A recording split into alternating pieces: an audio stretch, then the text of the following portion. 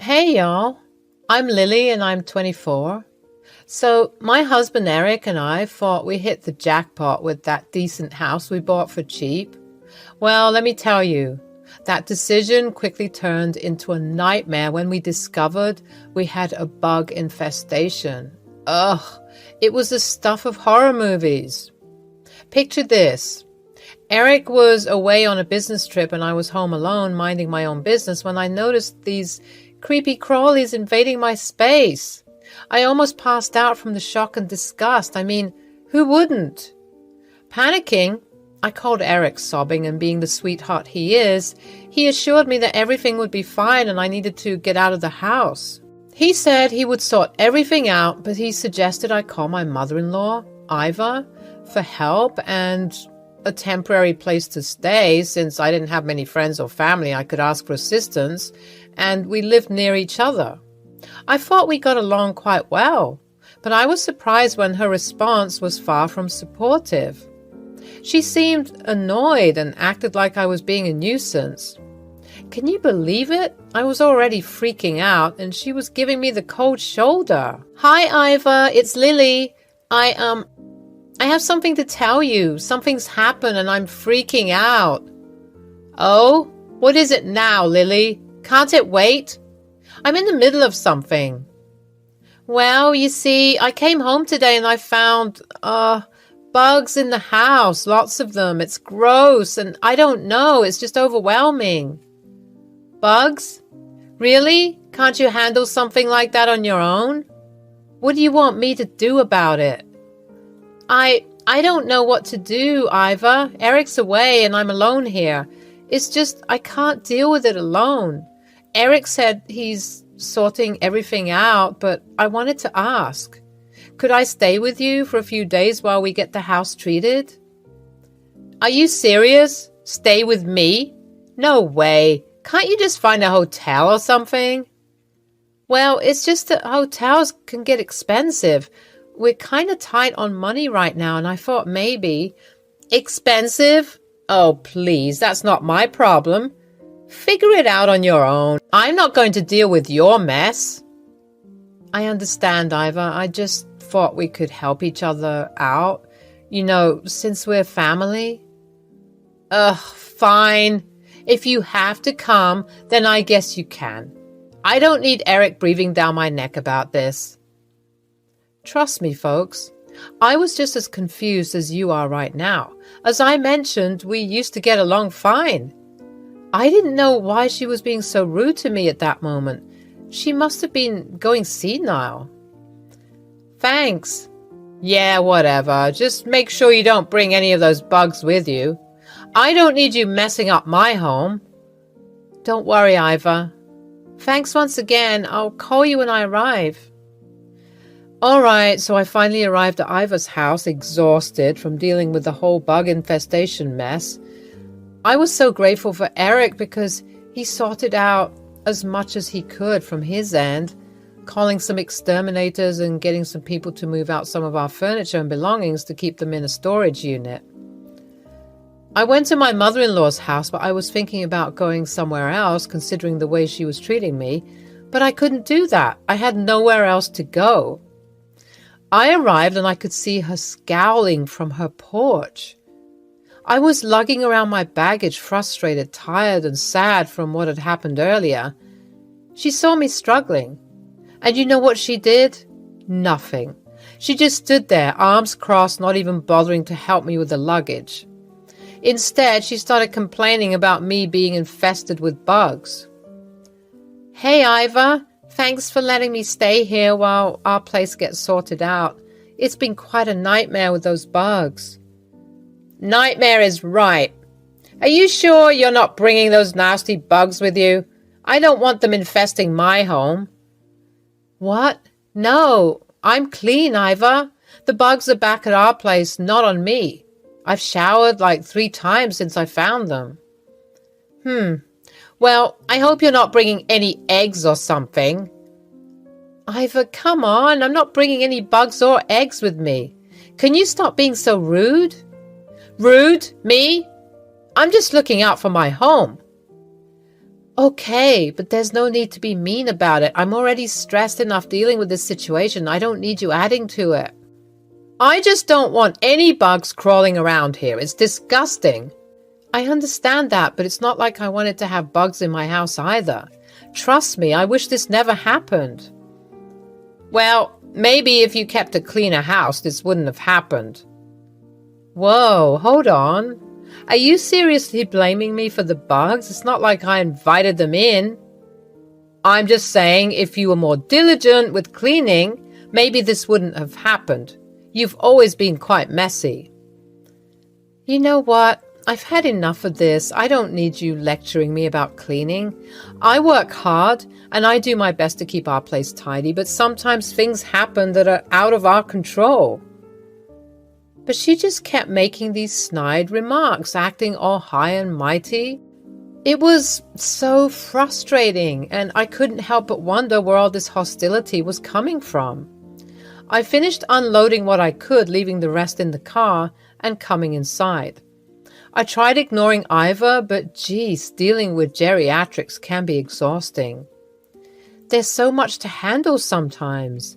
She kept complaining about my presence, forcing me to shower 5 times and even leave all my clothes in the bag. Hours went by, and when I tried to strike up a conversation, she would dismiss me and act so cold. It was like I was living with Regina George. Living with those bugs didn't sound bad at that point. At least they wouldn't treat me like I was some creep. I was getting sick of her stinky attitude, so I mustered up the courage to confront her. I asked her point blank why she was being so rude to me. And you know what she revealed? Brace yourself. She was irritated because I didn't give her any grandkids. Can you believe that's the reason? I mean, seriously? Iva, we need to talk. I don't understand why you've been so cold and rude to me since I got here. Did I do something to upset you? Yes, actually. You pissed me off. For the last time, Iva, it's not my fault that our house got infested.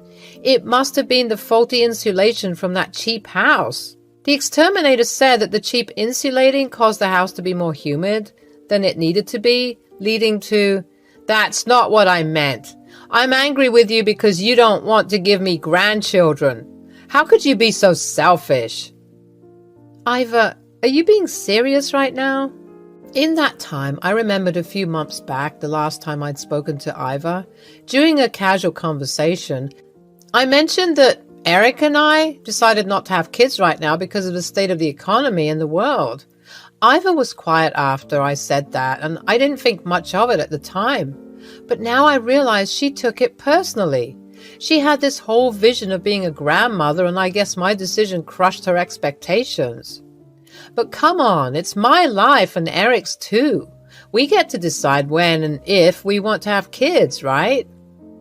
I couldn't help feeling a mix of anger and sadness, and I mean, I love Iva, but she shouldn't be trying to guilt trip me into having children. It's not fair to put that kind of pressure on me, especially when I'm already dealing with so much. I tried to reason with her, telling her that it's our choice and we're not ready for that responsibility right now, but she just wouldn't listen. It was like she was stuck in her little world where her desires were the only ones that mattered. Iva, I can't believe you're being so selfish right now. Eric and I made a decision together to not have kids. You have no right to force your expectations on us. Selfish? Ha! Look who's talking. You're the one being crazy and selfish, thinking only about yourselves and not about your own family. Our decision not to have kids doesn't make us any less of a family. We're happy with our lives and our choices, and it's not up to you to judge us. Oh, please. Your house getting infested with bugs is just karma for not giving me grandchildren.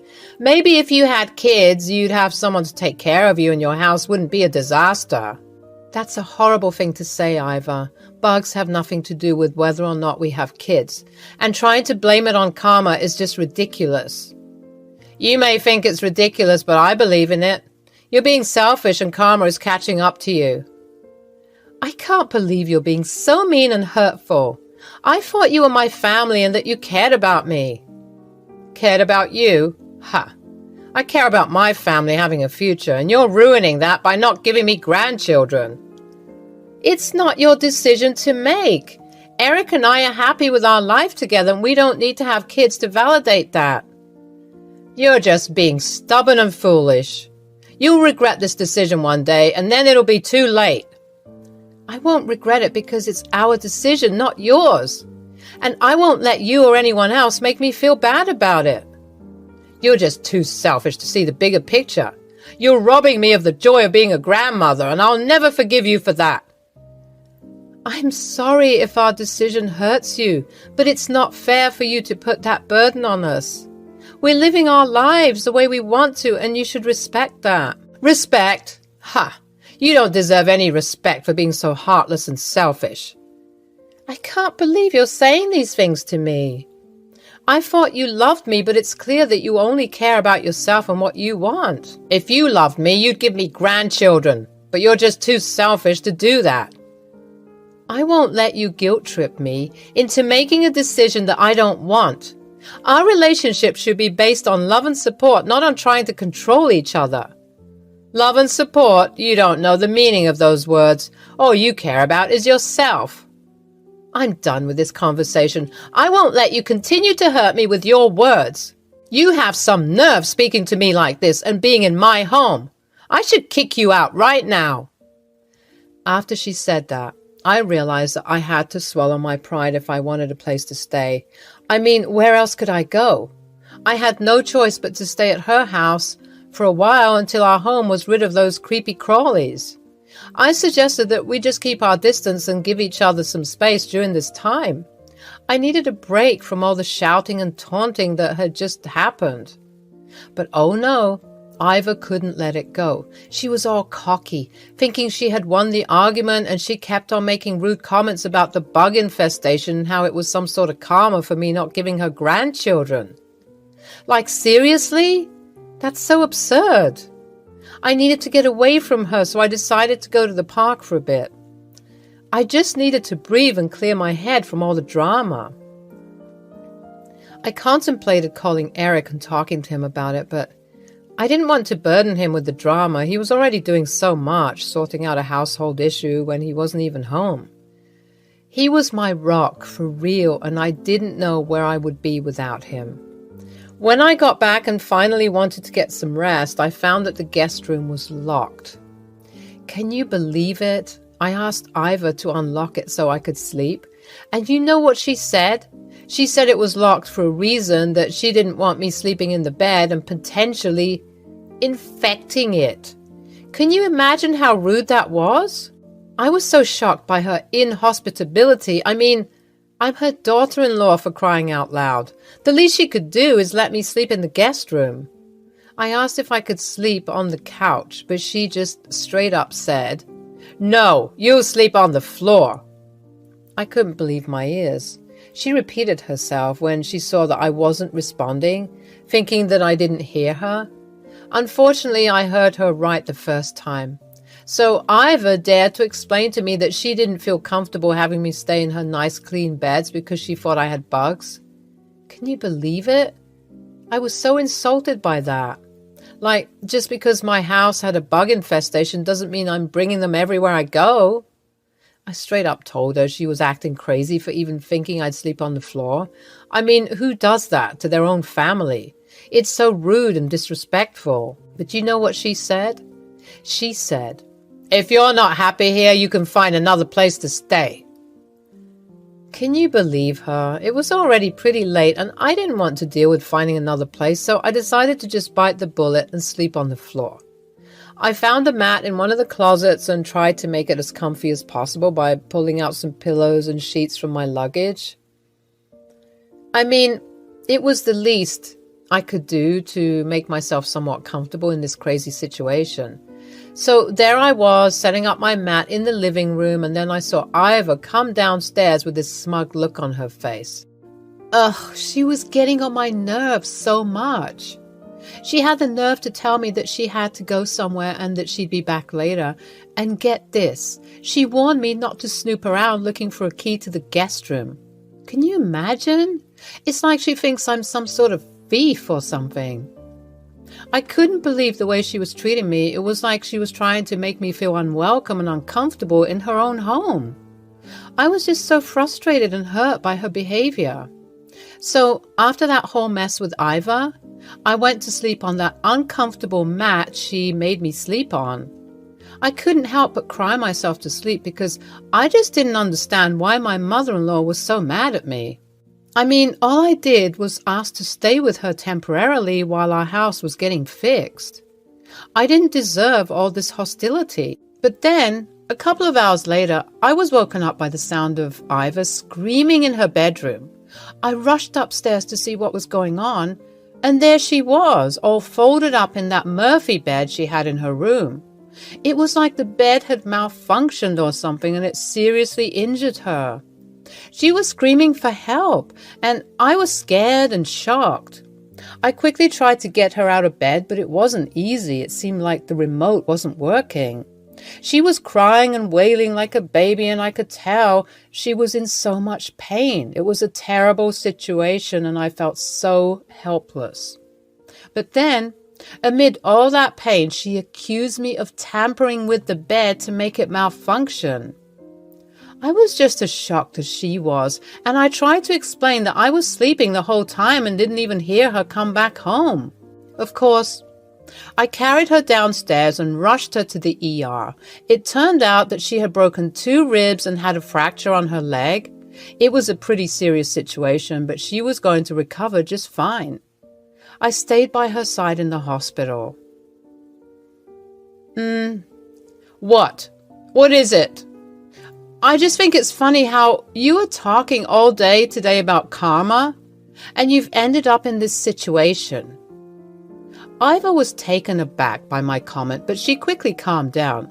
I think she realized that getting worked up would only make things worse, especially since she was already in a fragile state with her injuries. But even at that moment, she didn't apologize or admit she was wrong. It was like she just brushed it off and pretended like nothing had happened. I have to admit, I was hurt and disappointed by her reaction. I thought maybe this would be a wake-up call for her to see how badly she had treated me, but it seemed like she was still unwilling to take responsibility for her actions. I still believe that you did this to me. You'll pay. At that moment, I was tired of her. Even though I didn't touch that bed, I decided to play with her. You know what, Iva? Maybe you're right. What? Yeah, Iva, maybe you're right about that. So you did it? Maybe I did. Maybe I didn't. I guess you'll never know. I'll sue you. Shh, Iva. You don't want to spike your heart rate now, do you? You have a lot of rest to do. Iva was baffled. It was funny to watch. I must have looked like an evil villain to her, and honestly, I'm not mad at it. I wanted her to suffer and think that I was the one who did that to her, even though it wasn't true. I was hoping that she would at least learn not to mess with me if she thought I was crazy enough to do something so evil. I got up and I was ready to go. I was tired of dealing with her nagging. After everything that had happened, I just needed to get away from Iva. She was yelling at me not to leave her alone, saying she was scared to be left alone, but honestly, I didn't care at that point. I told her I would come back in the morning and that I would sleep on the couch. But she just kept going on, and I couldn't deal with it anymore. So I rolled my eyes, turned around, and walked out. I could still hear her shouting after me, but I didn't care. I needed to get out of there. I went back to our home and slept on the couch, and let me tell you, it was the best sleep I had in days. Finally, I was free from my mother-in-law's constant yelling and rudeness. And you know what? I didn't feel bad for her at all. I mean, she brought all of this on herself with her mean and selfish behavior. It was like she was trying to force her wants on us. And that's just not how it works. You can't make someone have kids if they don't want to. So I just shrugged it off and thought, karma's a bitch. She got what was coming to her, and maybe this whole experience would teach her to treat people better in the future. I was just relieved to be away from her and back in the comfort of our own home. It was a crazy, exhausting day, but at least it was over, and I could finally get some peace. Hello, people. My name's Georgia. I have a story of my own about my crazy mother-in-law and sister-in-law. I thought you guys would like this since it has lots of drama, with a hint of revenge. So I decided to tell you some gossip about my life with my in-laws. Me and my husband Leo are a two-person family right now. We are approaching our mid-30s but haven't had kids yet. I guess it truly is a bad thing not to have kids by 30. At least that is what my mother-in-law and sister-in-law always said. My mother-in-law Paula is one of those people who is expert at making others do what she wants. She can be extremely manipulative and demanding of everyone.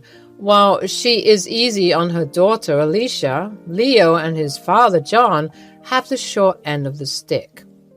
Paula has always been on our butt about having kids. She always said, "When are you two having kids? I'm getting tired of waiting." Paula, we just got married last year.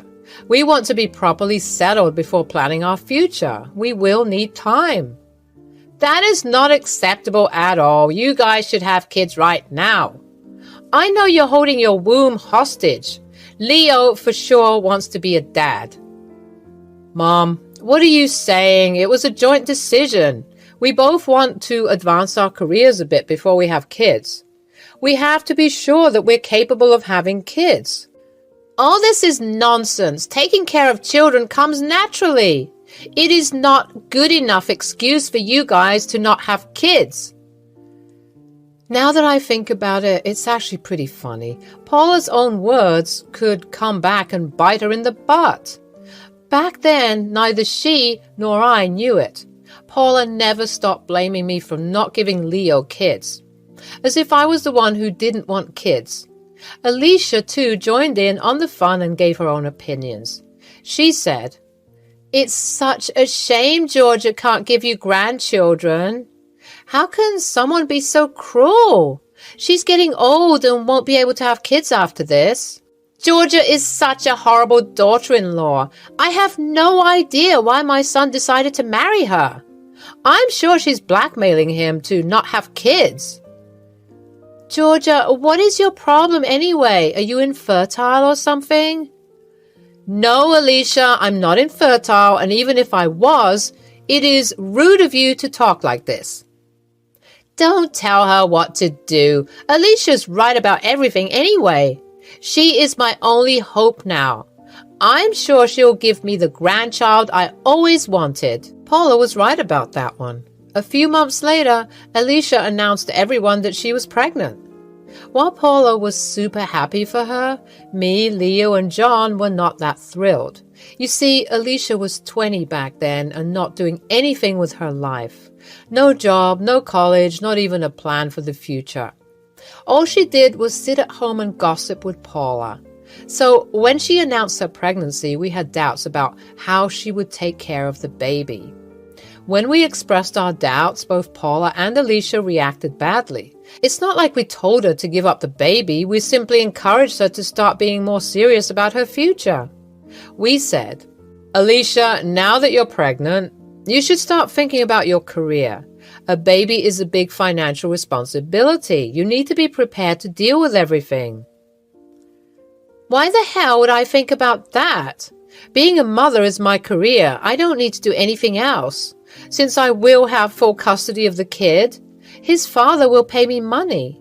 The father will just pay child support, Alicia. The money will be for the child. Besides, it's not just a financial aspect. You need to start being serious about life. A child is a lot of responsibility. That's what I've been telling her. Alicia, you need to stop being so lazy. You need to be ready to take care of a baby. It can become taxing since you don't take your responsibilities seriously. Apparently, that was the wrong thing to say. Paula and Alicia erupted into anger at our words. They took it as a personal attack. They said, "Dad, you should help out with my finances. I'm just 20 years old. I can't dedicate my whole life to a child. I'm too young for that." "Absolutely. Don't worry, Alicia. Me and John will take care of you. Besides, Georgia stays at home all day anyway. She can help with childcare. It's not like she has anything better to do. Yeah, that will teach her how to be a good parent in the future. She sure needs the training." I was pretty stunned at their words. I had no idea why they thought I would agree to babysit a child when I knew nothing about it. Besides, I worked from home and took care of my household. In no way was I sitting idle and doing nothing all day. Back then, I had no idea what trap they were setting for me. I simply thought saying no would do the job. Well, I was wrong. Months passed and Alicia gave birth to a beautiful boy. Baby Andy was born, a pretty healthy child. Everyone in the family was elated. We were all very happy with having a child in the family. Paula was exceptionally happy to have a grandchild, and Alicia was proud to have the first grandchild of the family. However, soon it all became very overwhelming for them. Alicia was losing her mind just a mere week after Andy was born. This girl had no idea how much work a newborn comes with. John and Paula helped as much as they could. However, a mother's responsibility is always more. Soon enough, Alicia was regretting having a baby and started to shift all responsibilities to her parents. The problem was that Alicia and Paula also tried to make me and Leo take over a chunk of childcare. She called us and pestered us to watch the child. Since Leo worked long hours, they couldn't press him as much. However, they pretty much drove me crazy.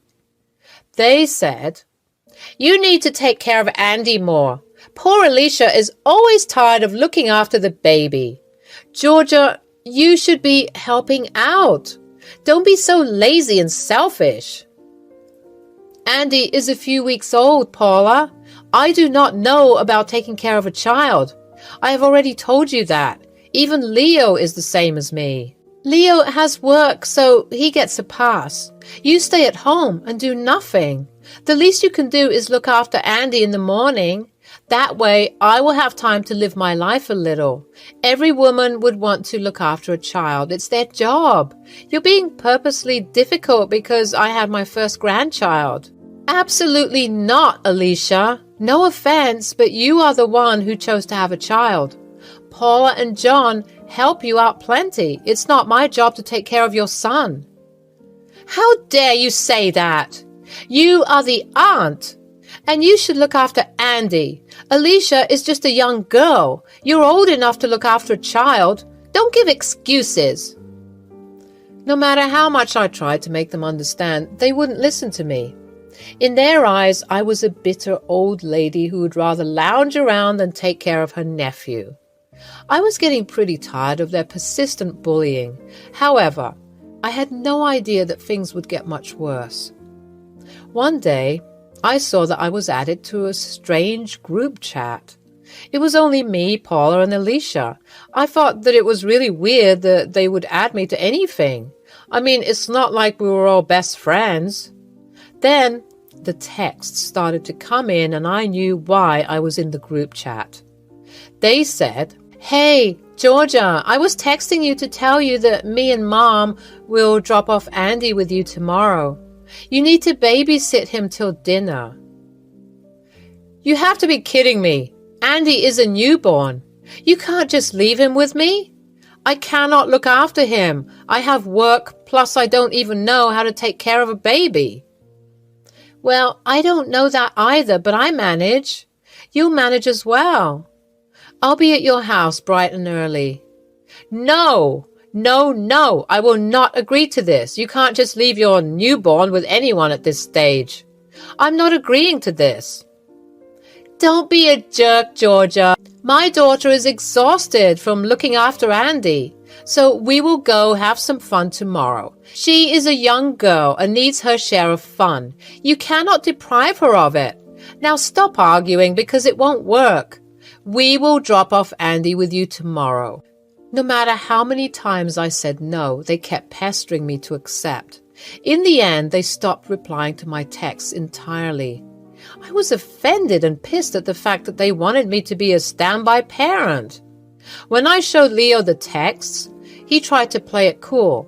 He said, "Don't worry about it, Georgia. I'm sure Mom and Alicia got your message. They will arrange something else." There is no way I'm taking care of a newborn, Leo. If they show up, I will turn them away. I can promise you that. Of course you will. None of us are qualified to take care of a newborn. Mom and Alicia won't be that stupid to force this on you. They are tired and must have spoken out of desperation. Leo tried to calm my fears, but for some reason, I was still anxious. With the experience I had with Paula and Alicia, I knew they would try and con me into caring for Andy. I really hoped they had gotten my message and dropped the topic. They did read my text but never replied. So I was pretty anxious about what they were planning. The next day, my worst fears came to light. That morning, I was going through my usual routine. After Leo left for work, I stepped into the shower to take a warm bath before starting to work. After I was done, I came downstairs to have some food, but when I went to the living room, I heard the cries of a child. Immediately, I was alarmed. The sound was coming from the front door. In my mind, there was only one way there was a child at my door. I went to the door and opened it. What I saw made my blood boil. Andy was crying in her car seat that was right on my driveway. Immediately, I took Andy in and kept him in the living room. It was freaking 100 degrees outside, so he must have been out in the sun for a while. I was furious. Andy didn't even have a diaper bag or formula with him. I had no idea what I should do. First, I called my neighbor who had a child. I begged her for some formula so that I could feed Andy. My neighbor understood my situation and came to give me some formula. She was the one who fed Andy and calmed him down. While she was with Andy, I decided to check the security cameras. Lo and behold, Paula was ringing the doorbell once and leaving Andy in the driveway. I was beyond mad. I called her to get to the bottom of it. When she picked up, I said, "Why the hell have you left Andy in my driveway? The child was out in the heat for at least 10 minutes. What is wrong with you? Where is Alicia?"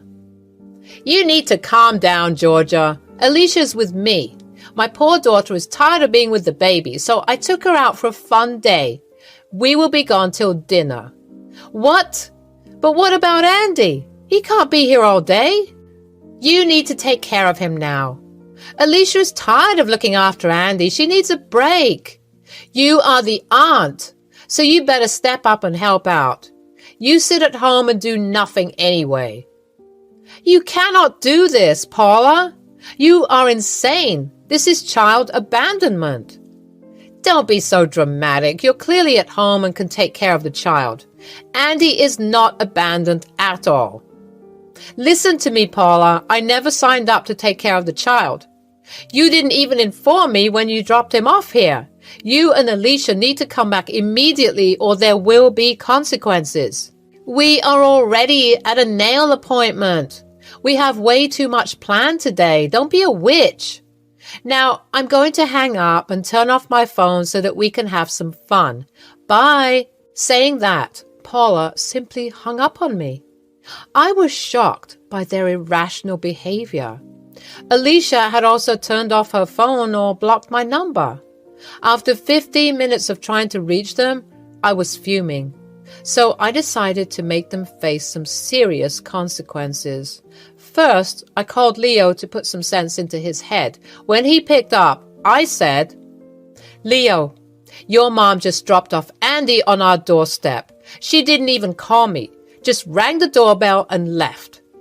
"What? Mom did that? You have to be kidding me. Where is Alicia? Did you call them?" "Yes, I did call them both. They're together and left for a nail appointment. They demanded that I take care of Andy. From what they said, they won't be back till the evening at least. Oh my God. They have gone freaking crazy. What do we do? I'm going to call the police, Leo. They have abandoned their child on my doorstep. If we don't teach them a lesson, they will never learn.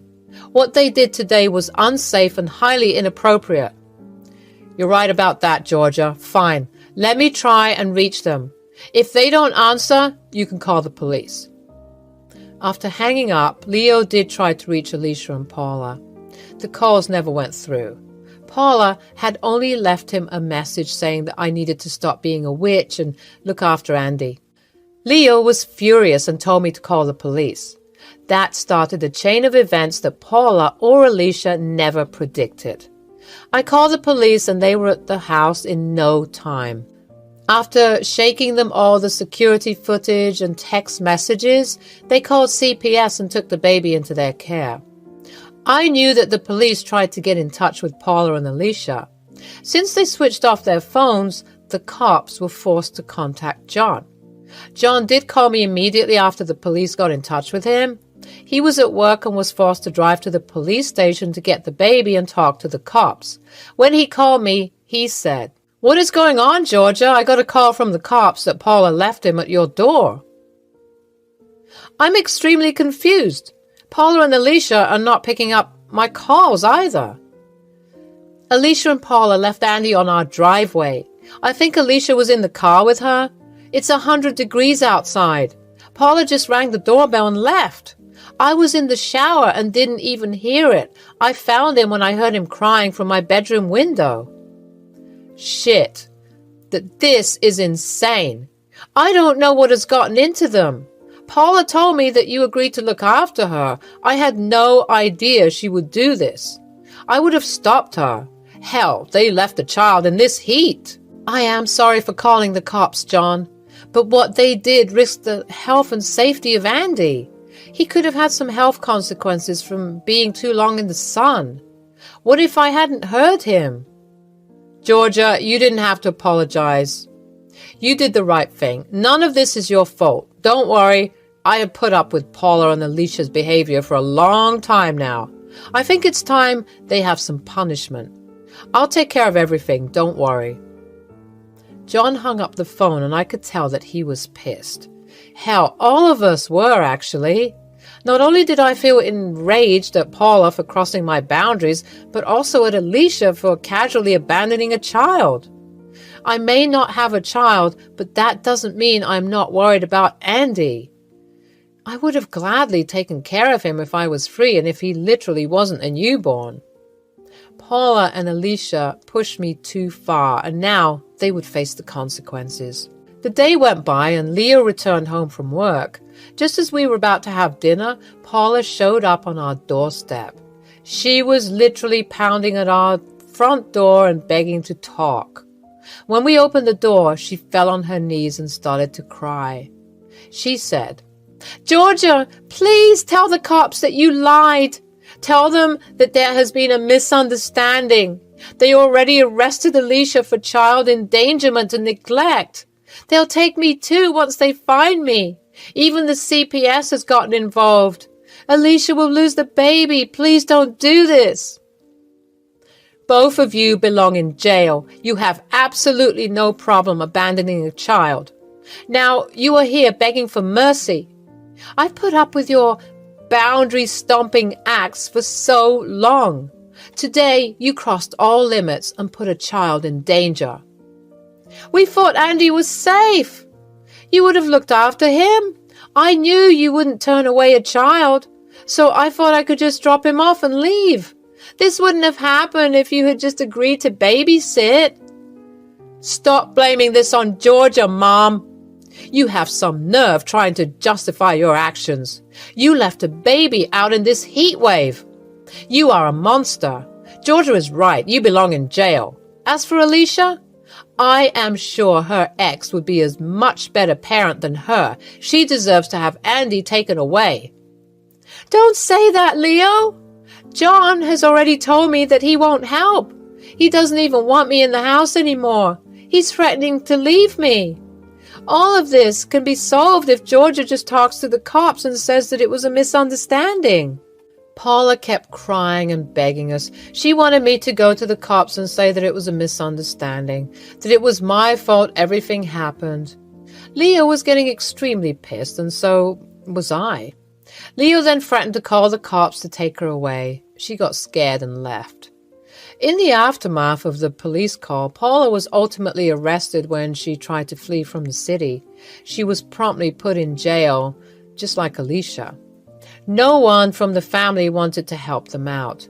Even John said that they need to deal with their mess. Alicia was forced to give the cops her ex's information so that they could have the baby placed with him. But since he was out of state, they gave us Andy temporarily.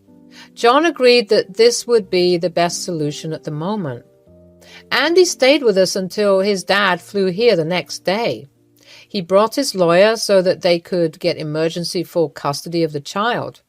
Paula managed to get bail for herself and Alicia, but they had no place to go. John kicked them out and told Paula that he would file for divorce. Since the house was in his name, they couldn't stay there for now. The duo came to us for help, but we didn't even open the door. Later, they managed to stay with a family friend. However, she only gave them a month to stay, so it looks like both Alicia and Paula would have to get jobs.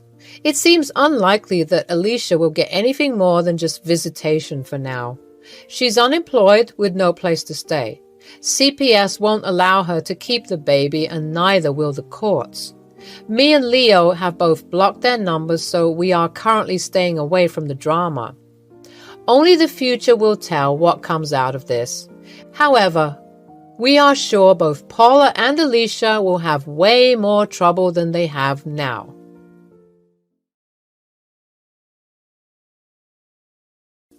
Hi, this is Melanie. I'm 30 years old and I work as an editor in New York City. I had a husband, but now we're really not on terms. This was a sudden thing that happened between us and something that had to do with his parents. The main reason was his betrayal. We're still working on our divorce. He has not come to terms with it, but I don't give a rat's ass anymore. He was working as a bartender in a renowned restaurant. For privacy reasons, I won't be mentioning the names of the places we work at. He was in his own lane and I was working as an intern at the time. So, feeling independent, I wanted to take my parents to a fancy restaurant, and this one was very near to where I lived. How convenient, isn't it? Well, now I wish I had chosen a different restaurant. My parents were very happy for me.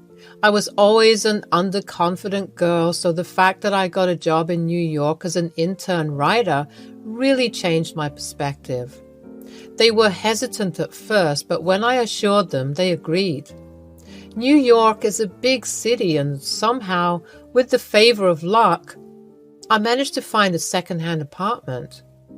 The man was really old and he wanted to give it away before going to his daughter's place in Michigan. This felt like my calling because, weirdly enough, I'm from Michigan too. The place was a 3-bedroom apartment. It was pretty decent and neat. The amazing fact was I got it for cheap. The restaurant where Greg used to work was a 20-minute drive from there. When we reached, there was a party going on, some rich person's birthday. Thank God I booked 3 reservations, or it would have been really embarrassing for me. The place was cozy and there were many people, but we had a really private compartment just for ourselves.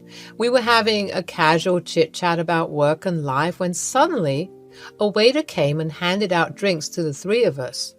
When I asked the waiter who gave it, he simply pointed me at a counter. I looked and saw a tall, charming blonde man. He was serving drinks and talking to other people. At first, I didn't pay much attention, but later I noticed him making eye contact with me. I don't know why I was blushing, but I did anyway. My parents understood the vibe and they nudged me to talk to him and that they would sit here and enjoy themselves. I was shy, but I went ahead to the counter. He was very attractive, at least to me. So, How much for the extra drinks? We didn't really order this. It's on the house, ma'am. That's really sweet of you, but I don't really need anything free. I'll pay for it. My parents are here and I don't want them to think. Think of it as a present. Is this your first time in this restaurant? Yes, I actually am new here.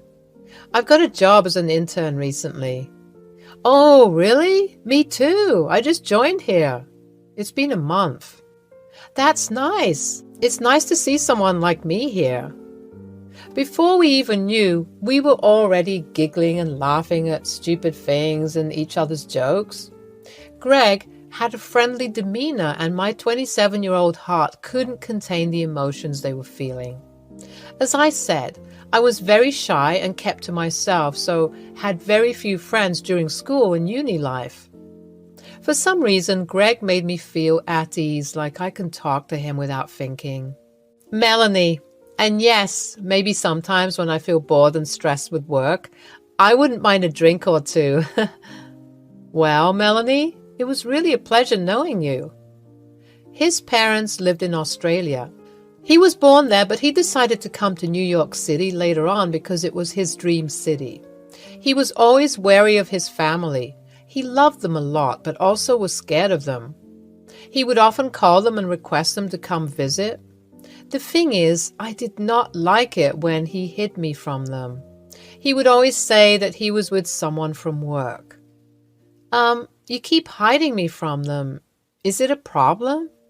Yes. No, I mean, they do not have to know. They won't be missing anything. Plus, there would be ample time to introduce you to them. All right, then. I really hope I'm not causing you any trouble.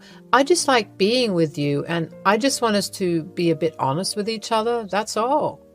Well, you aren't really my girlfriend, so I don't really have to. Besides, if things go well between us, I can think of making some amends. Right now, it's not my priority. Those words stung me like thorns on the rose. I mean, I know we weren't a thing at that time, but he gave me all those mixed signals that really confused me. Plus, I was so stupid and naive to think he could possibly love anyone. Then again, he would take me to nice places and show me around whatever he had explored when he came to this city. I was feeling very free and happy. The accomplishment felt well achieved. By the end of the fall, Greg started to go all romantic with me. It confused me even more. I mean, I liked him, but he never really showed any interest to begin with. He would call us partners in crime, and to be honest, I didn't know what to feel about that. Meanwhile, my work was well appreciated and I managed to get a raise. We celebrated the event by having a picnic in the nearby park. That's when I realized he was holding and intertwining my fingers.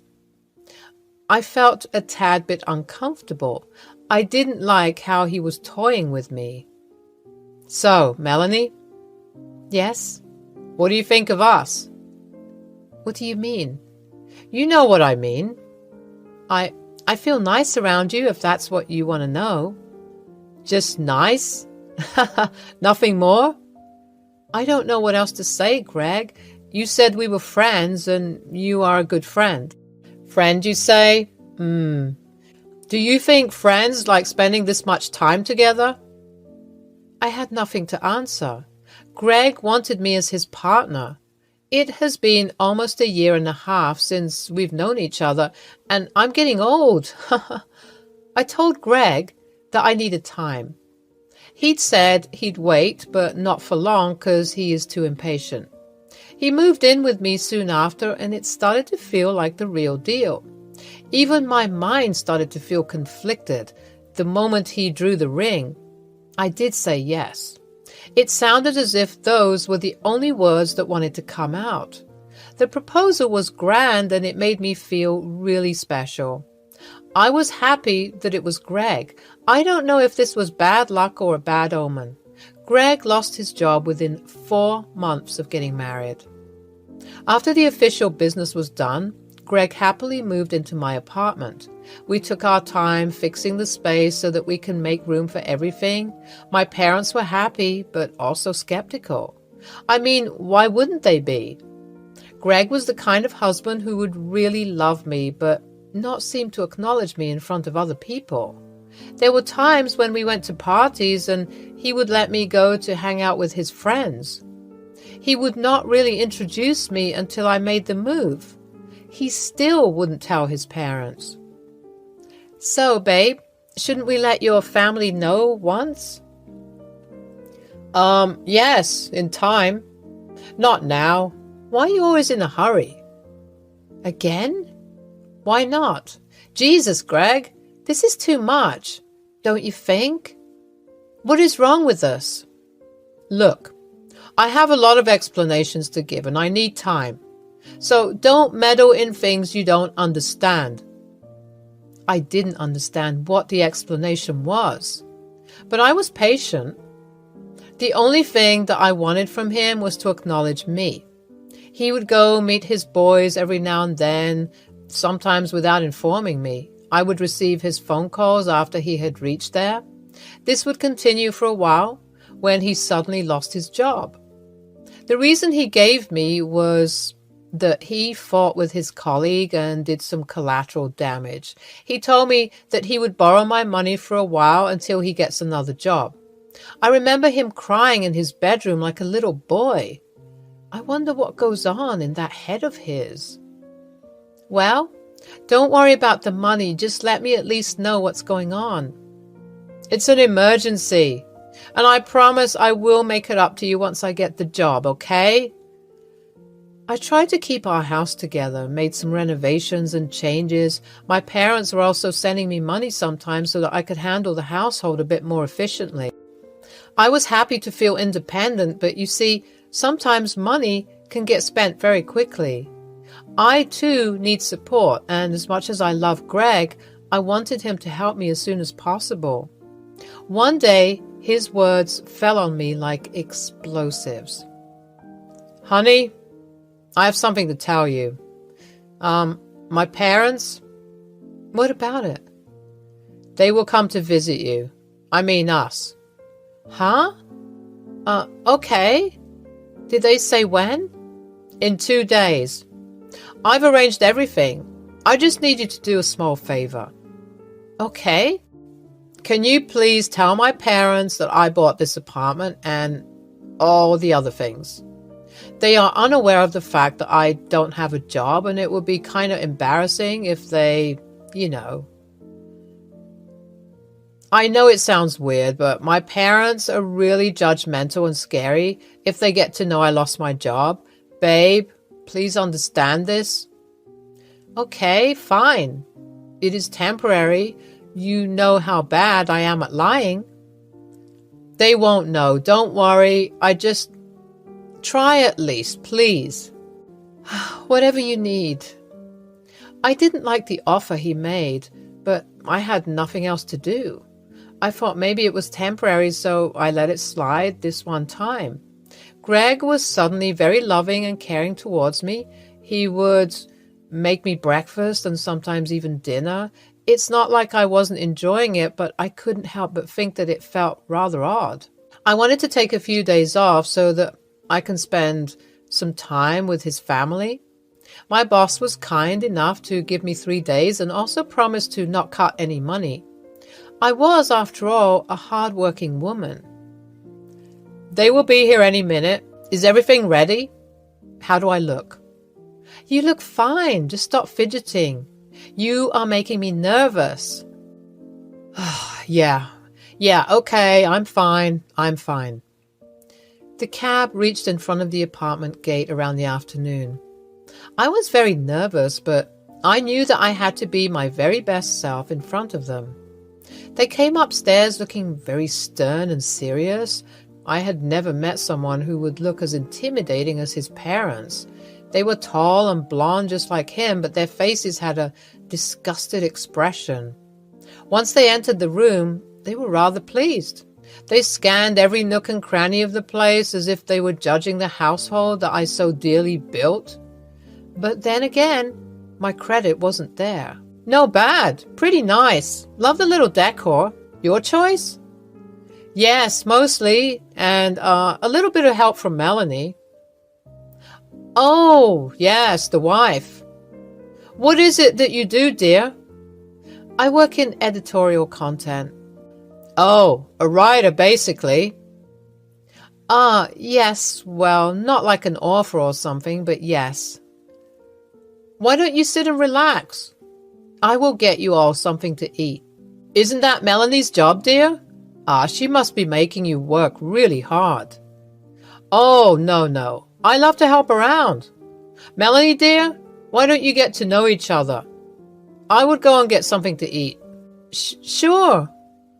I sat there silently while they kept looking around.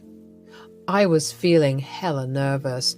I didn't know what to say or do, and just kept staring at their annoyed expressions. They didn't like me, that was clear to me. So, my son's working in a corporate office? He must be really tired. Do you do everything for him, like tending and all? Yes, I do. He's earning quite well, seeing the interior condition. Are you able to support him? Yes. Greg tells me that you have not been able to give him time. Really? So, what have you contributed so far, other than taking in all his expenses? Excuse me? We were interrupted by a coffee break from Greg. I noticed the cup he presented me was bad and almost broken, whereas he served the two of my best cups to his parents. He gave me no snacks, but gave them a plate full of Cheez-Its. So, how's everything? Why did you both get married exactly? Well, don't you think you were a bit fast? No, I just wanted to marry her because I like her. Right. Well, was the journey comfortable? Nobody responded. I started to grow very uncomfortable. I eyed Greg, he eyed back. We both got up and went into our room. What the hell was that? What was what? That attitude. Why are they being like this? I don't know. Did you say anything? Say? I just freaking kept answering their interrogations, and you saw how when I asked something, they didn't respond.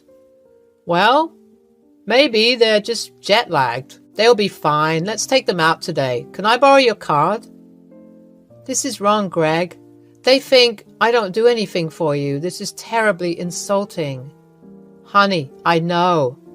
Just a few more days, babe. They'll be gone. Fine. The evening was horrible. Greg went ahead and gave his parents a treat from my card.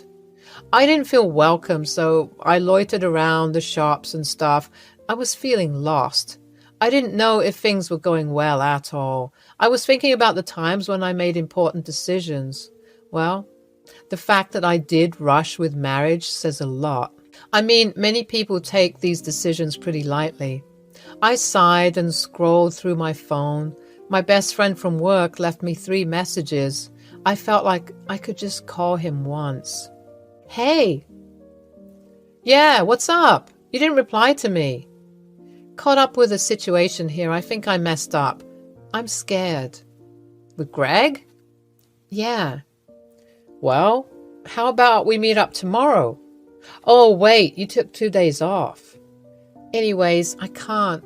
Greg's parents are here. That bimbo called his parents? Finally? Matthew. Okay, sorry. Well, how are his parents? They hate me.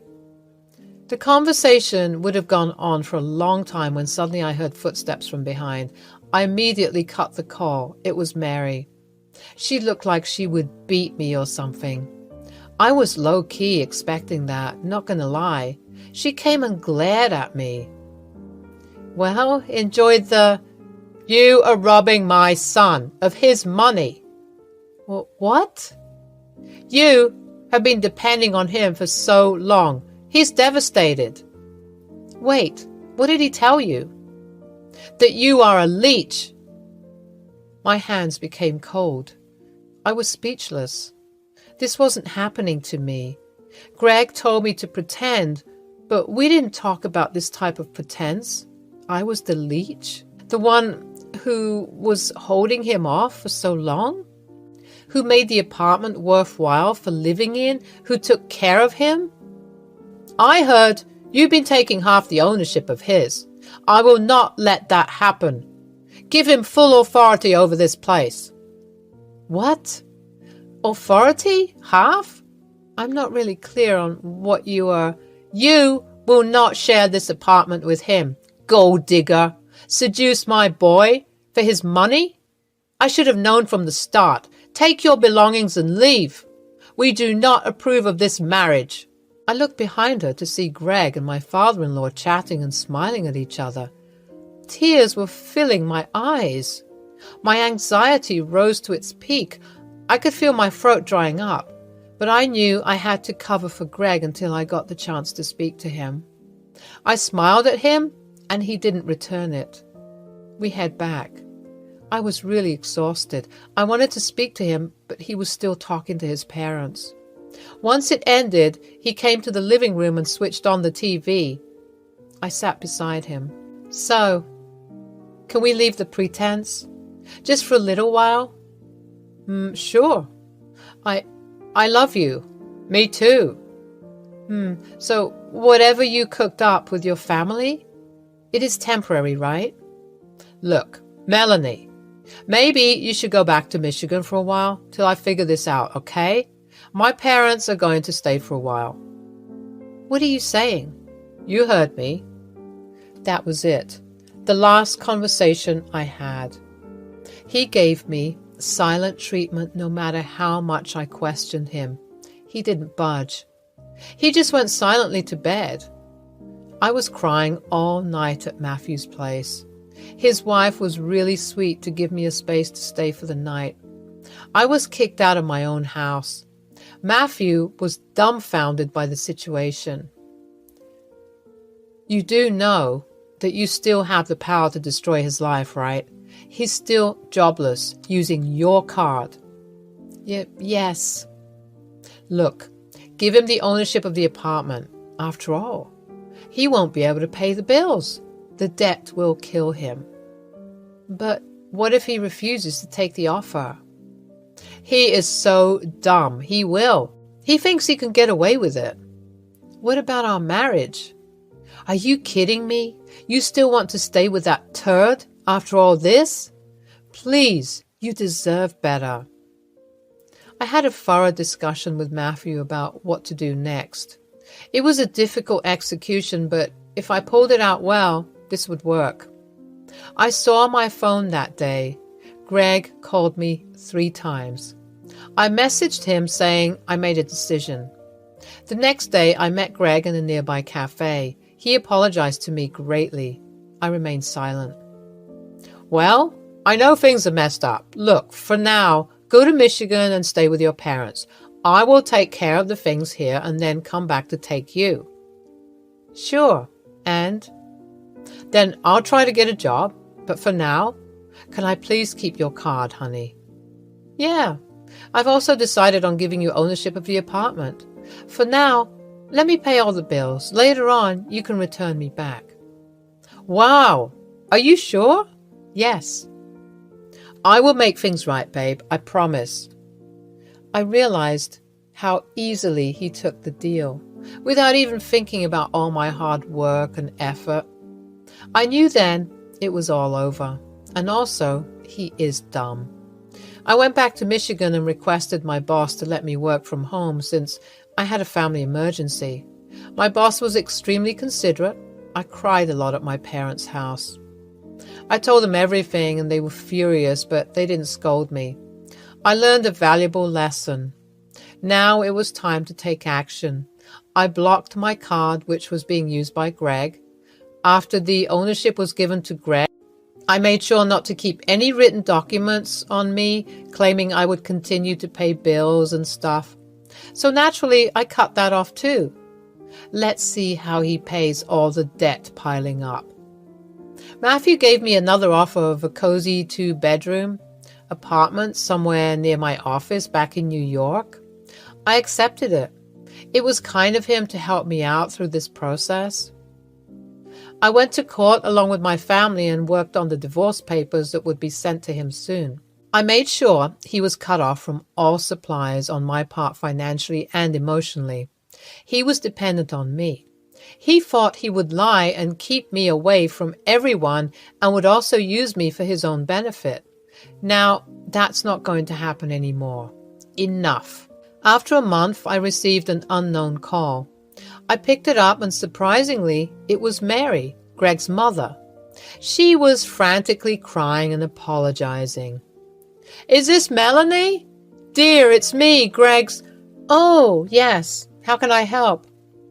"I'm really sorry. My son made a small mistake and now he's in deep trouble." "Oh, really? What kind of trouble?" "His card was declined and he's received a warning letter for not being able to pay water and electricity bills. But he has a job. He can do it." "No, dear. Look, I understand. We made a mess. He didn't mean it. Please give us a bit of money, just enough for us to get plane tickets." "Oh, really? Now?" "Sorry, no. I'm going to send something else, though, later on." "What?" "Divorce papers." I hung up.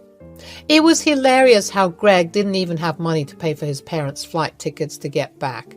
Of course, he couldn't.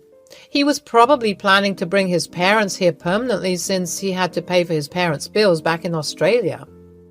I became his source of money. But he wanted to man up, so he told his parents that the whole apartment was his and everything was his doing. But now, he will be getting warning letters after letters until the government decides to cut off his power source.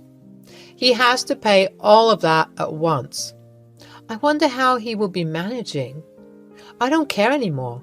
Greg was new in New York City. There was no possible way he could fish off help from someone, and the restaurant he was working in hated him to the core because he did cause hazards there. Meanwhile, I have a new apartment and 2 dogs. Matthew gave them to me. They are really adorable. The divorce papers were sent long back. I know it would take time because Greg calls me every night to help him and apologizes, but I don't listen. I mostly cut the call on him. Recently, I got promoted as an editor, and now I feel like I am finally settled. Hello, I'm Judy. I'm currently 29. I've been married for 2 years now. We don't have children, but I would like to say that we're proud owners of 2 dogs and 1 cat. My husband and I have settled comfortably in Pennsylvania. Things were not that difficult for us, but my mother-in-law was extremely problematic. Initially, she used to visit us often, and boy, the time we had to deal with her absurd demands. Eric was a neutral man. He tried to make both ends meet. He didn't want to anger either of us. But sometimes you can't really take sides of a madman.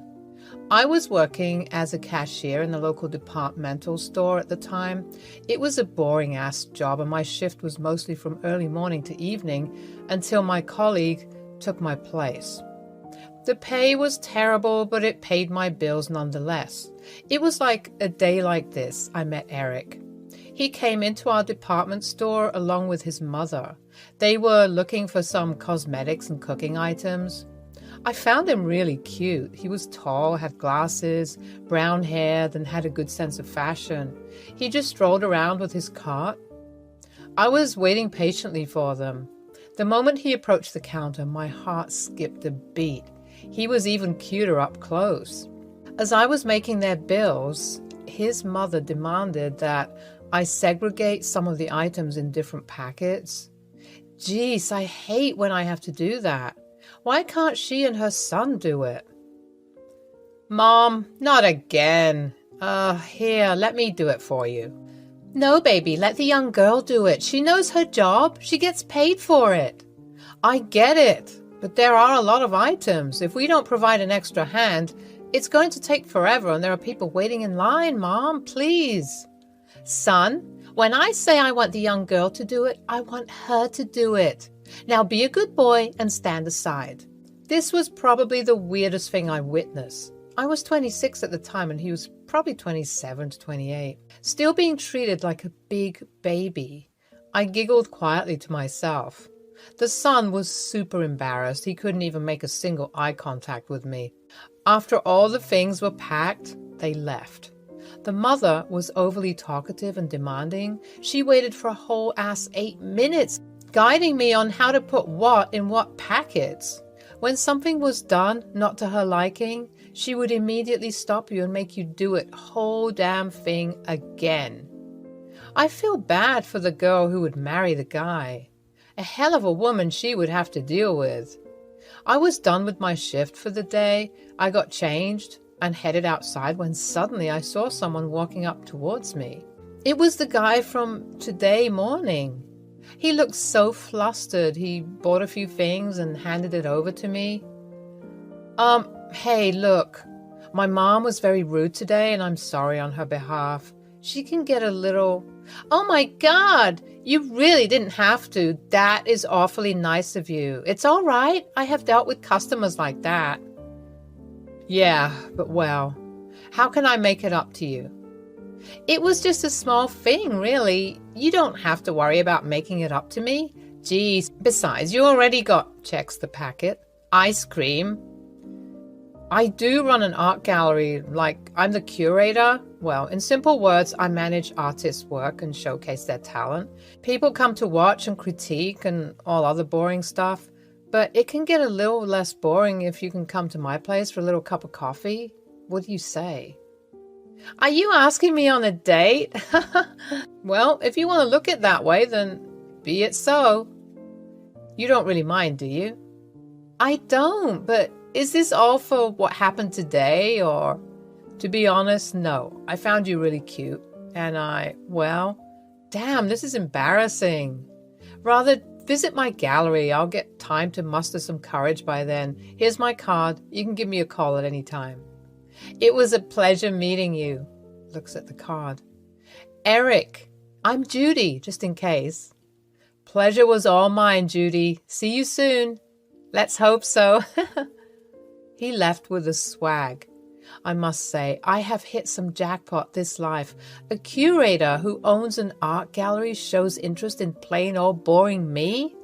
Well, okay, let's see how long this can go.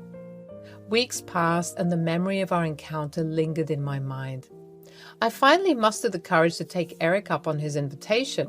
I took his card from my purse and gave his number a call. Hello, Judy. Wait, how did you know it was me? I never called you before. You may call it anything, guess, telepathy, or intuition. I think I would call it waiting desperately for my crush to call. Oh, shh, you're exposing my secret. So, Judy, did you think about my proposal? Of course, that's why I called. I wanted to take an appointment, dear sir. You are indeed funny. There's no appointment needed when it's you. Just come a little before lunch, as I have things to prepare. We wouldn't want you to barge in on your surprise now, would we? Okay, now I'm super curious. This isn't fair. I hate cliffhangers. Well then, let's not wait for the next episode. Tomorrow, 11? Yes, done deal, monsieur. The day I visited the gallery, I was wearing a nice floral dress. Makeup, not too much. Kept it elegant and simple. The moment I reached the alley, a rush of excitement and nervousness washed over me. I had always appreciated art, but had never delved deep into its rich tapestry. As I walked through the gallery's doors, I was greeted by Eric, who handsomely grinned. He took me on a personalized tour, sharing stories about the various artists and their work. The passion and knowledge he exuded were contagious, and I found myself captivated by his every word. We spent hours strolling through the gallery, lost in the beauty that surrounded us. Eric's eyes sparkled with joy as he described the emotions and stories behind each piece. It was as if the art came alive under his guidance, whispering secrets and inviting us to dive deeper into their mysteries. So, Doesn't it get difficult, the competition, I mean? While my gallery is smaller and more compact than the famous ones, I introduce underrated artists. Many rich clients wanted to buy from this place. I may not have reached fame, but it's not fame that I seek. I seek the joy of exploring new concepts and meanings. It's just me. You are different, Eric. It's nice to see someone not running after recognition all the time. Oh dear, it is 30 minutes past 1. You must be hungry. Shall we eat? His dining room was something straight out of a Victorian novel. It was so pretty and well decorated. I was baffled by the aesthetic sense of this man. I was now low-key getting really insecure. I felt like Eric was too good for me. I mean, any woman would be charmed by the elaboration made by him. The table looked like royalty. Geez, do I even deserve this? Of course I don't. But Eric never made me feel small. He was warm and welcoming, even offered to serve me. You did all this for us? Are you serious? Of course. Why not? It's just the two of us. Oh, Eric, you really didn't have to work so hard just for us. I would have been happy with takeout, really.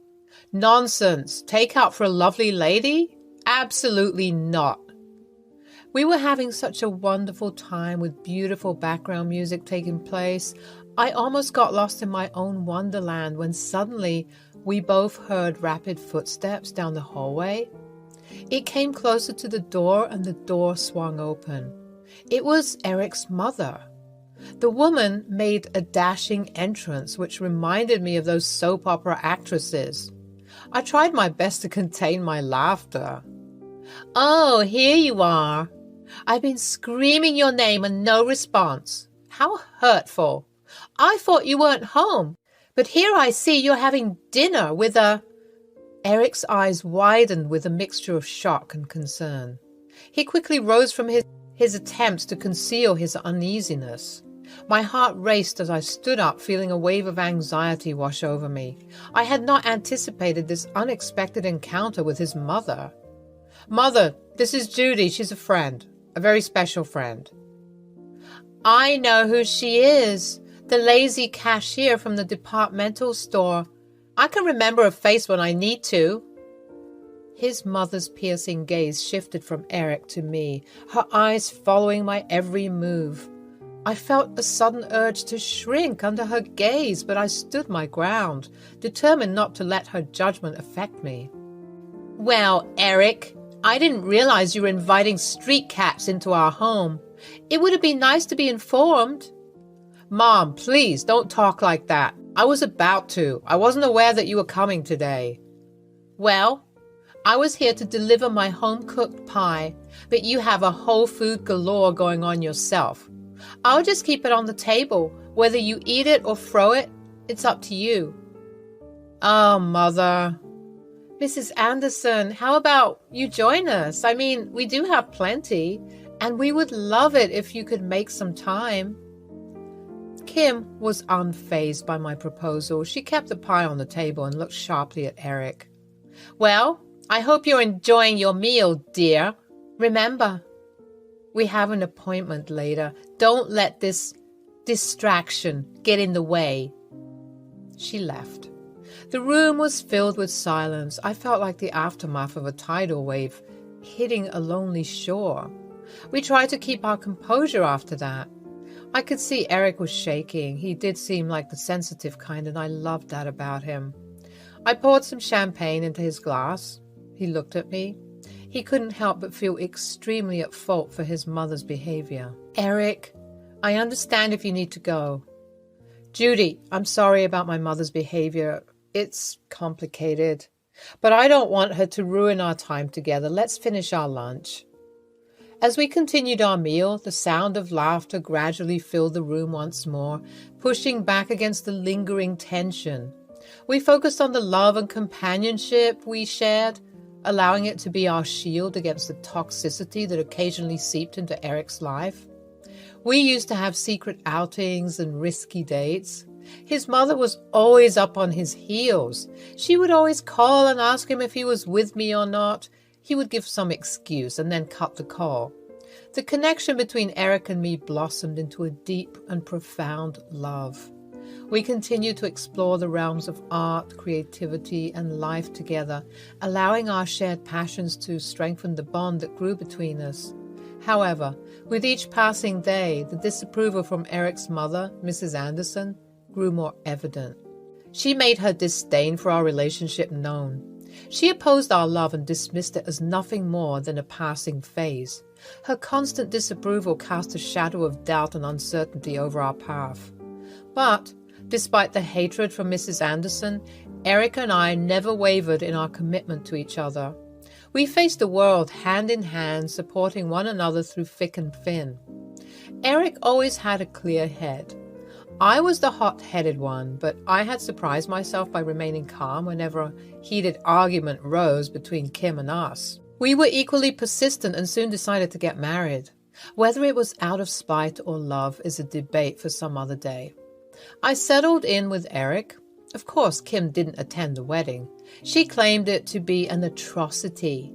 I left my apartment. I was kind of relieved that I didn't have to pay rent anymore, but most importantly, I was with the right man. Are you planning to remain a cashier forever? For the time being, yes. I'll be looking for other jobs though, and also I was thinking, well, be quick about it. I know you're planning to take advantage of my son's expenses, but as long as I'm breathing, I would never allow that. He's a self-made individual, and I expect you to bring yourself up to his standards. You know, I can't really match up with his stature, but I assure you I will provide equally for him. I love him. We are like a team. I just want you to have a little bit of faith in me. Psst, with that qualification, I hardly doubt you'll be able to provide at all. And it is too early to call this love. We'll see how long it lasts. A few days later, Jonah and Mia, a married couple filled with curiosity and a thirst for art, decided to explore Eric's gallery. The moment they stepped into the exhibition, their eyes widened in awe at the stunning collection before them. Little did they know that their visit would not only deepen their appreciation for art, but also introduce them to a lifelong friendship. As a witness to their excitement, I approached Jonah and Mia with a warm smile, eager to share in their enthusiasm. These pieces are exquisite. I must say it's rare to see street art these days, like the one where the lady holds this blue umbrella under the mundane weather. The splash of colors is so vibrant and emotional. I couldn't agree more. Are you the curator? Oh, no, my husband is. He's gone for a while. We'll be back soon. Do you need anything? Tea, coffee? How kind of you. Would definitely like some tea, no, dear? I don't mind. Jonah and Mia sat down with me and we struck up a lovely conversation. Eric followed later on. We had one of the best times. They were a humorous little duo. It felt like we were old friends. Eric later decided that they should join us for dinner. Our bond grew stronger and we became inseparable. Eric's mother was not happy with it at all. She would pay random visits, interrupt our time, and take Eric with her for some important stuff. She was never approving of our marriage. I doubt things would get any better. Mia came over another day and I had to vent my piled-up frustration. Mia, you won't believe what in the devil I've been dealing with. My crazy mother-in-law has been incredibly toxic since the dawn of our relationship. It's been extremely draining and affecting us. Don't even start. Mother-in-laws are basically made to create nothing but damage. They are attention-starved creatures. They have no life to ponder into. They're like flies hovering over fresh meat. Oh, sheesh, girl, you must be going through a lot yourself, huh? I mean, I was, but then Jonah and I decided to confront her about it. Trust me when I say the aftermath was not pretty. I meant it. She made some scenes. I'm just glad we have left and past it. Should I confront her too? How does Eric feel about it? Well, he mostly takes my side. He's not the kind of guy who likes conflicts. He tries to mediate, but he's torn between his loyalty to me and his family. It puts a strain on our relationship, and I can't help but feel trapped. Kim's birthday was coming soon, and we thought to take a chance. Eric and I decided to give her a painting of herself. The idea was mine, but the cost would be handled by Eric. He was happy, but also felt a tad bit sad. He knew his mother was very picky about gifts. He just hoped she liked it, but it was really not worth it. I would never forgive that woman. "What the hell is this?" "Mom, this was a small birthday gift from..." "Birthday gift from you?" Kim inspected the painting. "You think you can try to get in my heart through this gesture? Well, you are wrong. I didn't need this shit. Take it back to whatever garbage you brought it from." I left it there. I didn't want to give it back. It was, after all, an effort made by Eric as well. He went to one of his finest artists and paid him $50,000.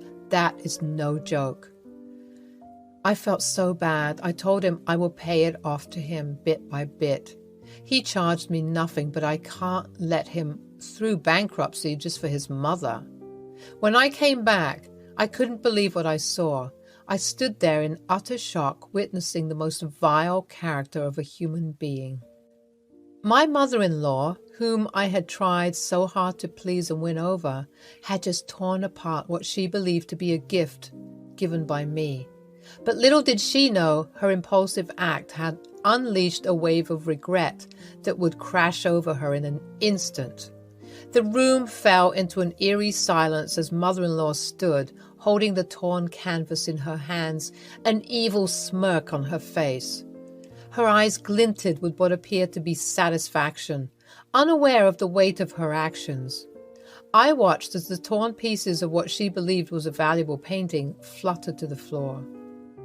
"There you go. Since you wouldn't do it yourself, I did it." "Mother, but why? This is a very expensive gift." "So? Who told you to spend your money on me?" "No, it wasn't my..." I could hear rapid footsteps down the hallway. Eric entered with a birthday cake in his hand. Before he could ask anything, he looked at the torn canvas on the floor. The room seemed to freeze at that moment. The tension was heart-stopping. I exchanged a glance with Eric, silently acknowledging the ruse we had played on mother-in-law. It was a test, a way to reveal her true colors and see how she valued our relationship. "What did you do, Mother? That fine piece of work cost a fortune. How could you?" Wait, you paid for this? And you destroyed it like it was some piece of scrap? Do you realize that Judy was thoughtful enough to give you a gift after all that you have done to her? After the filthy names you called her? I was unsure, but she convinced me to give it another chance. That there was a way of showing affection where she could make you understand that she was not your enemy. Eric, No, Mother, you have spoken enough. I've always tried to make things better amongst us, but you are hell-bent on making things worse. What kind of a mother are you? A mother who's not happy with their son's happiness does not have the right to be called a mother. Eric, hey, calm down. No, Judy, I have had enough, faces Kim. Do you know what was the cost of that painting? $50,000. Can you imagine? But we still managed it somehow. It was, after all, your birthday. I'm so sorry. I really didn't. Just get out. Never ever show your face to me again until you compensate me all the money. Do you hear me? Eric, are you sure about this? Of course. Mother dearest here needs a lesson. She's obviously crossed the threshold this time. Kim left crying profusely. It has been more than a year since I've seen her. Whatever transactional affair she had with her son happened in private. She is trying her best to compensate for the damage with whatever she could earn. She begged to stay with us, but Eric and I refused to let negativity dictate our lives. Slowly, I left my job as a cashier. I helped Eric part-time with his gallery and applied for another job very close to where we live. It was a plant shop. The old lady wanted an apprentice for a long time, so I signed in. We got 2 dogs, a beagle and a dachshund, plus a stray cat. Jonah and Mia became our closest friends. They often visit us and vice versa. Trust me, life couldn't get any better after that. I'm just glad we managed to get past it and are trying our best to nurture each other as much as possible. Hello, I'm Hannah, 49-year-old mother who divorced and remarried. I have a daughter who's 25. There has been a significant amount of turmoil in my life, and I completely blame myself. Well, I have a crazy-ass story worth writing for, but to have a better understanding, you must know a little bit about my past. So I always had a rough patch with my husband and children.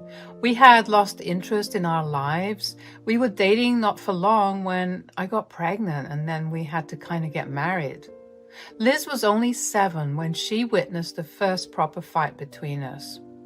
Vicky, though he possessed a good heart, struggled with being a neglectful father.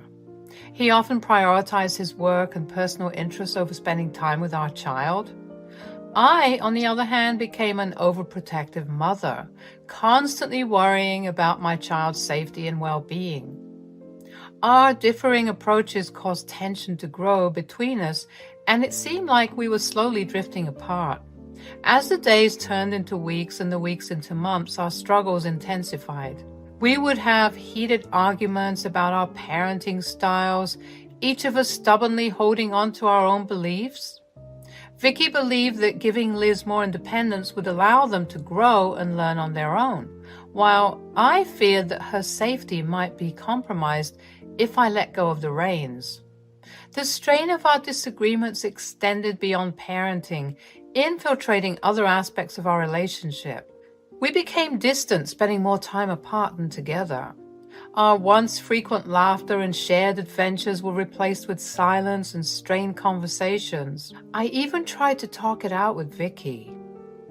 Vicky, we can't keep going on like this. Our marriage is falling apart, and it's breaking my heart. I want to fix things, but it feels like you're intentionally pushing me away. Hannah, I just don't have the energy for this right now. Can't we talk about it later? I've had a long day. Later? It's always later with you, Vicky. We've been pushing our problems aside for far too long. We need to address them and face them head on, or else our marriage won't survive. I'm not being negligent, Hannah. I'm just trying to cope with everything that's going on in my life. I can't be expected to fix everything at once. I understand that life gets overwhelming, Vicky, but we're a team. We promise to support each other through thick and thin. Lately, it feels like I'm the only one fighting for us. Vicky stops pacing and sits down opposite me, his expression guarded. Look, Hannah, I never wanted things to turn out this way, but I feel suffocated, trapped. I need some space to figure things out on my own. Space? Vicky, we're already drifting apart. How much more space do you need? We should be finding ways to bring us closer, not push each other away. I don't know what you want from me, Hannah. I'm doing the best I can under the circumstances. Can't you see that? I just want you to fight for us. I want you to show me that our love still matters to you. It's not just about the circumstances. It's about our commitment to each other. It would slowly extend and exaggerate to an actual fight. It was becoming a habit to the point I could even detect a pattern. Our daughter Liz was going through a difficult phase in her life. She had grown tired and indifferent towards our constant fighting. Liz was a thoughtful and introspective young girl, wise beyond her years. At least that was the impression that I got from her initially. While she understood that conflicts were a part of life, she found herself exhausted by the ongoing battles that we were having. As the arguments escalated, Liz's spirit seemed to dim. She carried the weight of our disagreements on her small shoulders, feeling the emotional strain that it placed on her family. Her once vibrant personality turned subdued, and her enthusiasm for life began to wane. She would give monosyllabic replies and sometimes not even eat dinner with us. After a few years, Vicky and I separated. Liz was just 15. I felt so terrible. She had to deal with our mess through her important phase. She would often avoid facing me, sometimes even skipping school. I used to work 2 different jobs at the time ever since my child was born to support our finances. I had to go very early and then come home really late. After Vicky left, things became much worse. "Hey, Liz, how was your day?" "It was fine." "Liz, can we talk? I feel like we haven't had a conversation in a while." "I don't feel like talking, Mom." "I understand that you might not be in the mood, but communication is important, especially after everything that's happened. We can't just stay silent forever." "I know, Mom.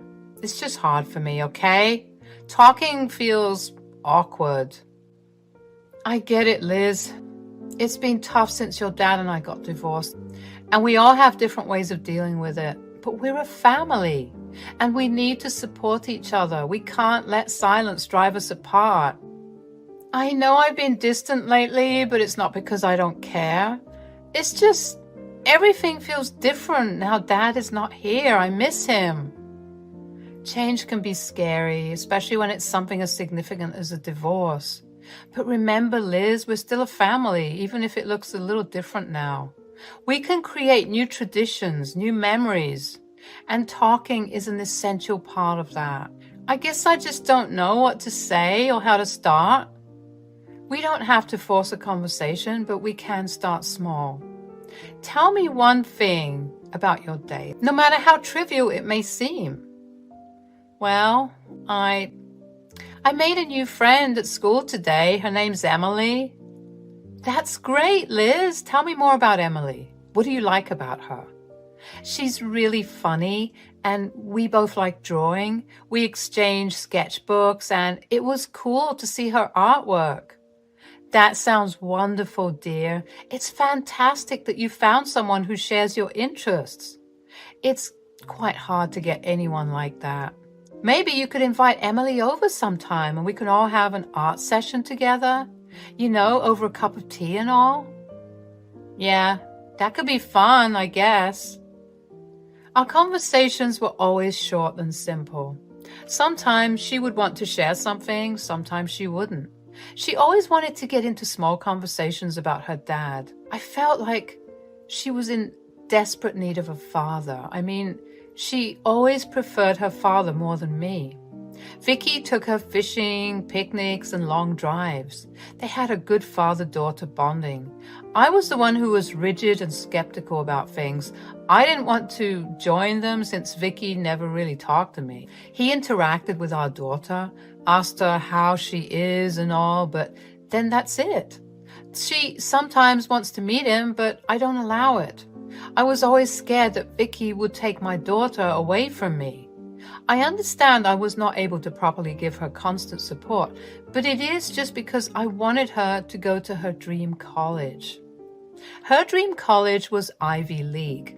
She always wanted to get into that college ever since she saw her aunt's elder daughter and brothers trying for the college.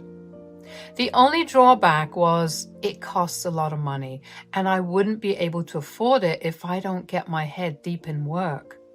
One summer, she went with her dad to the lake for camping. I was alone, and that is the time I met Jonathan. He was a car mechanic. One sunny afternoon, as I was strolling through town, I noticed a small auto repair shop nestled in a corner. Curiosity got the better of me, and I decided to step inside. That's when I first laid eyes on Jonathan, a charming, ruggedly handsome car mechanic with a mischievous smile that instantly caught my attention. Jonathan greeted me warmly and we struck up a conversation. He was passionate about his work and spoke with such enthusiasm that it was contagious. As he explained the intricacies of fixing engines and the beauty of turning a simple car into a well-oiled machine, I couldn't help but be captivated by his knowledge and dedication. I was so awed by his charm that I wanted to visit him again. I intentionally got my car to act funny so that I could ask him for help. "Hey there, can I help you with something?" I gave Jonathan a quick once-over, my eyes lingering on his rugged charm. "I hope so. I've been having some trouble with my car, and I know you're the best mechanic in town." "Well, they aren't wrong. I'll do my best to live up to the reputation. So what seems to be the problem?" "It's making this weird noise when I start it. I don't know much about cars, but it doesn't sound right." "Ah, the mysterious noise. Don't worry, Hannah. I've got a keen ear for those. We'll figure it out together. Please make yourself at home." "Thank you, Jonathan. It's been a tough week, and I'm glad I found someone like you who knows what they're doing." "I understand what it's like to go through tough times. Life has a way of throwing unexpected curveballs at us, right?" "Really? Do you mind sharing?" Jonathan leans against a workbench, thoughtful for a moment before responding. "Well, I went through a difficult divorce a few years ago. It was a challenging time, but it also taught me a lot about resilience and finding joy in the little things, like fixing cars. I can relate. Divorce is never easy, but it's a journey that makes us stronger. And I guess in a way, we're both on the path to rebuilding ourselves." We bonded pretty well. I called him for dinner and sometimes went out to take a stroll around the park. When Liz came back, she seemed pretty content. She was very happy, must have had a good time with Dad. When we sat to eat together, she broke the news that Dad got married and is very happy. The stepmother is nice and polite, and she took great care of my dad.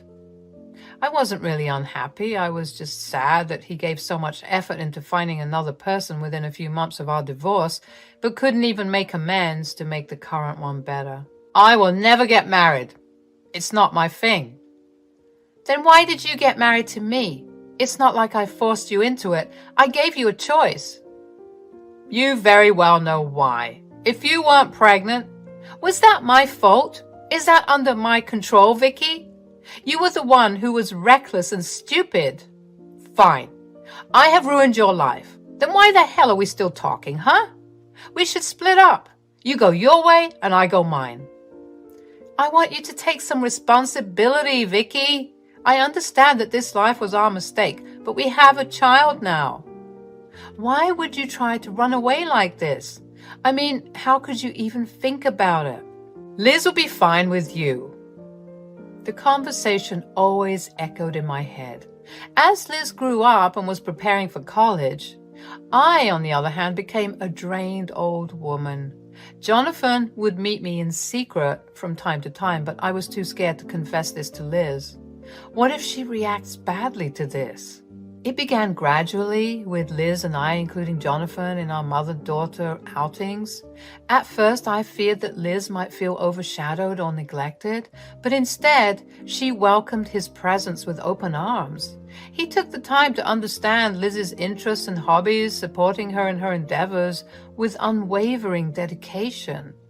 Whether it was attending her birthday or teaching her how to ride a motorbike, Jonathan always made Liz feel seen, heard, and loved.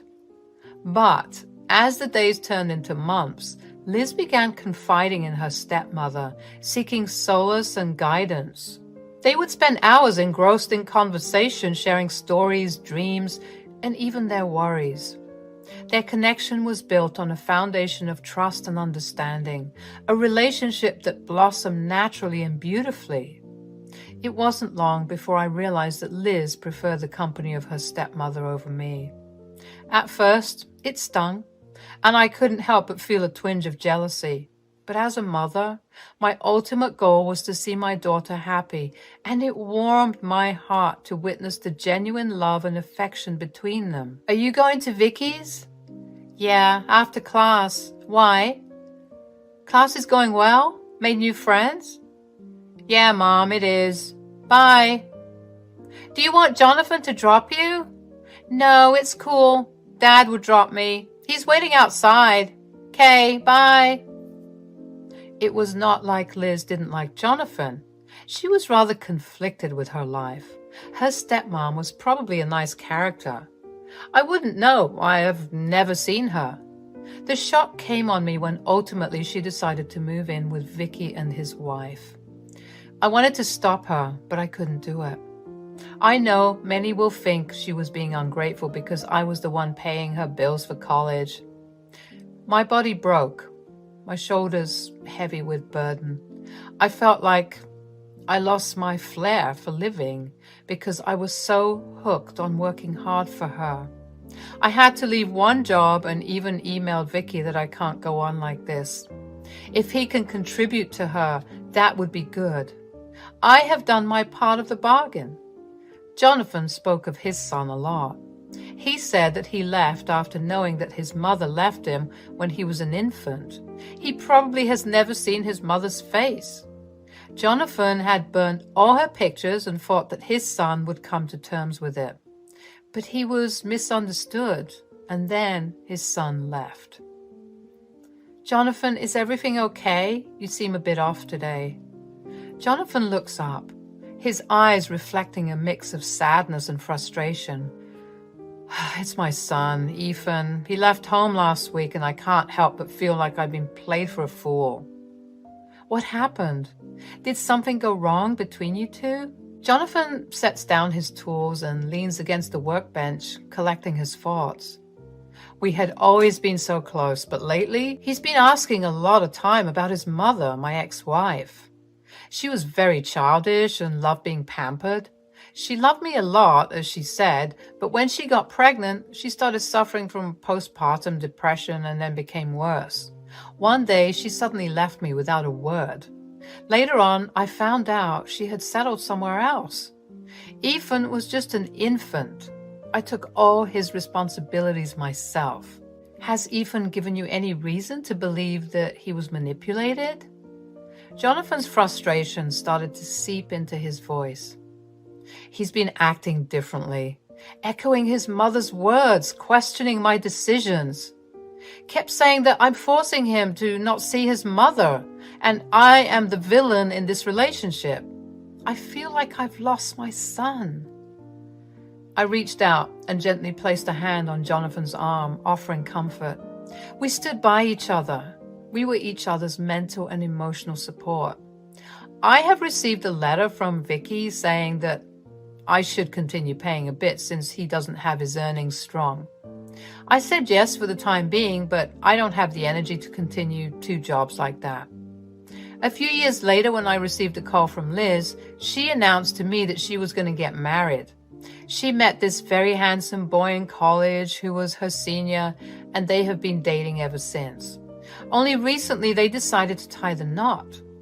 I was already hurt about the fact that Liz had completely disregarded me from her life, and now she suddenly informs me that she would be getting married. She said that I was not invited because her stepmother didn't want me to. Vicky might be hurt seeing me so. Jonathan was invited. I was speechless as ever. I was beyond hurt. I was numb. I'm sorry, Mom. This was her part of the decision, and I would visit you with Ethan soon enough. Wait, did you say Ethan? Yes, my fiancé. His name is Ethan. Sorry, I forgot to mention that before. Wait, Liz. This Ethan person, are his parents going to be there? Why do you care? Just tell me. Well, no, Ethan's parents are divorced. He doesn't acknowledge his dad and that he is still looking for his mother. I mean, he has never seen his mother and a lot of other things, but why are you asking me all of this? I became quiet with shock. If this was Ethan, Liz was making a mistake. I mean, it would be a funny scene, to be honest. I just kept quiet about it. I wanted to see how it ended up. Jonathan said he would go and pay a visit, but not talk to anyone else but Liz. I was stoked by the fact that my ex-husband's current wife is my current husband's ex-wife. Damn, that's some crazy mix-up. So technically, Liz and Ethan would be step-siblings. This would be a nightmare, and for some reason, I couldn't contain my laughter. When the epic day arrived, I was in my room reading an article when I get a call from Liz again. She was crying profusely. Before the ceremony was about to begin, Jonathan awkwardly interrupted Liz to give his regards to her, but then Mindy recognized him and squealed before fainting into Vicky's arms. Ethan was extremely furious about the whole scenario, and he confronted Mindy about everything later when she gained consciousness. Then Mindy and Jonathan had a ridiculous fight in front of all the guests, and when Vicky tried to intervene, Jonathan packed a few punches on him. The cops came quickly because one of the guests thought that things went out of hand. Mindy kept hysterically shouting at Vicky about me, slurring names of the devil at me. Overall, the wedding became a total mess. Ethan was extremely disgusted that we hid the secret from them, but it was me who could have mentioned it once Liz called. "Did you know about this?" "I suspected so." "And you didn't bother mentioning me?" "You have already taken the helm of your life long back. Why do you care what I would have to say? I hardly doubt you would have believed me in the first place." Mom, look, I'm sorry, okay? I was an idiot.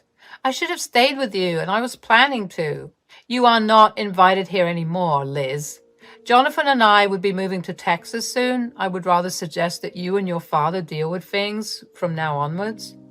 But Mom, Dad went all bankrupt with all the preparations of the wedding turned into a disaster. There are still certain things left to be paid. We can't do this without you. Mom, please, I said I'm sorry. I'll try my best to repay you, I swear. I have made my decision, Liz. But what about all these years I paid for the bills and your dad didn't contribute a single thing? You got to a college because of me, and this was how you repaid me? You moved in with the person who cared less about you in the first place. He was doing all of these for you out of spite towards me. Do you get that, Liz? I'm sorry for being the mother you never deserved. Mom, please, hear me out. I cut the call. I wasn't going to spend a single second with an ungrateful human being. She was Vicky's daughter, not mine anymore. I bailed Jonathan out from the cops, where I also met Vicky and the rest. Ethan was still in shock most of the time. Liz and Vicky kept insisting that I stay and contribute so that they could pay off the extra cash. I blocked all the words thrown at me. They never really gave a damn about me. I deserve all the money that I wasted on my daughter. Now, what they do with their lives was none of my business anymore. Jonathan and I wanted to be happy in life. That's what we aimed for. Texas became our permanent home and happiness. Amidst the chaos and confusion, we found strength in our love and resilience as a family. We knew that we had a choice to make, to let this revelation tear us apart or to confront it head on and find a way to move forward together.